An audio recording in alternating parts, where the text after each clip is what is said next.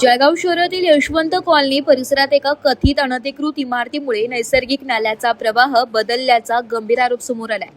नगरसेवक नितीन बर्डे यांनी संबंधित बांधकामाची परवानगी संशयास्पद असल्याचा दावा करत या प्रकरणाची सखोल चौकशी करण्याची मागणी केली आहे। मिळालेल्या माहितीनुसार संबंधित बिल्डरने नैसर्गिक नाल्याच्या पात्रातच काँक्रीटची भिंत बांधल्याचा आरोप करण्यात आलाय।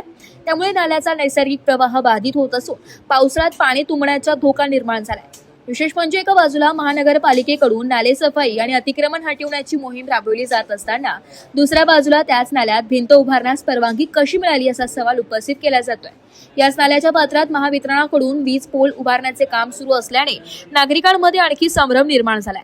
नाल्यात उभारण्यात आलेल्या भिंतीमुळे आणि वीज खांबामुळे पावसाळ्यात कचरा, झाडांच्या फांद्या व इतर घन कचरा अडकून नाल्याचा प्रवाह पूर्णपणे थांबू शकतो अशी भीती व्यक्त करण्यात येत आहे।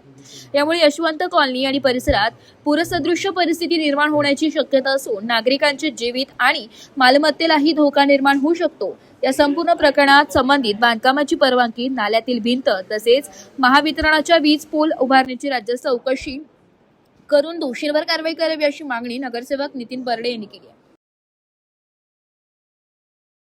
या बाजूला ही आहे शैक्षणिक लँड आहे, शासनाची लँड आहे। ही कलेक्टर साहेबांच्या ताब्यातली लँड आहे।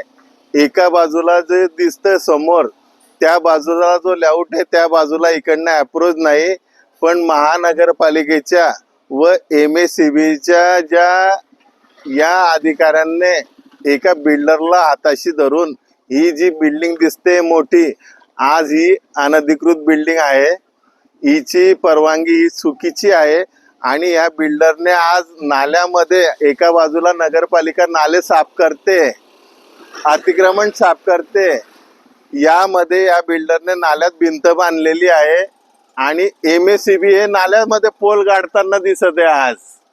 म्हणजे हा नाला किती अडण, या ज्या एज्युकेशन सोसायट्यांच्या जागा आहे, जवळजवळ इथं 5,000 विद्यार्थी राहतात। हा नाला जेव्हा वाहतो पावसाळ्यात तेव्हा या रस्त्यावर पाणी गुडघाभर राहतं, नाला जेव्हा पॅक होतो।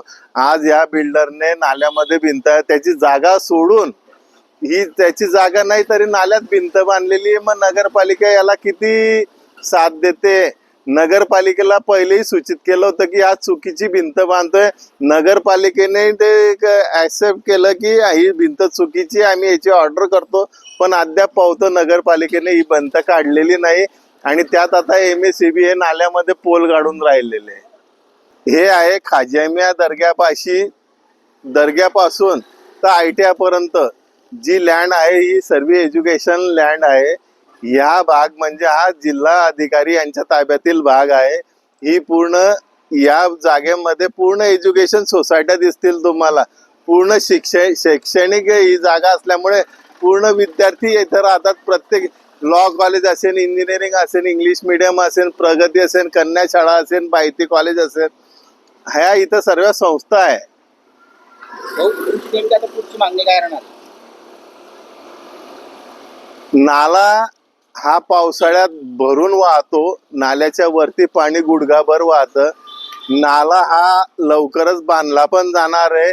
नाल्याचं महापौरांनी प्रकरणही बनवलेलं आहे जवळजवळ 3-3.5 कोटीचं, पण त्याच्यापूर्वी हे अनधिकृत जे भिंत बांधलेले आहे नाल्यांमध्ये, ह्या काढण्यात याव्या व नाला व्यवस्थित बांधण्यात यावा।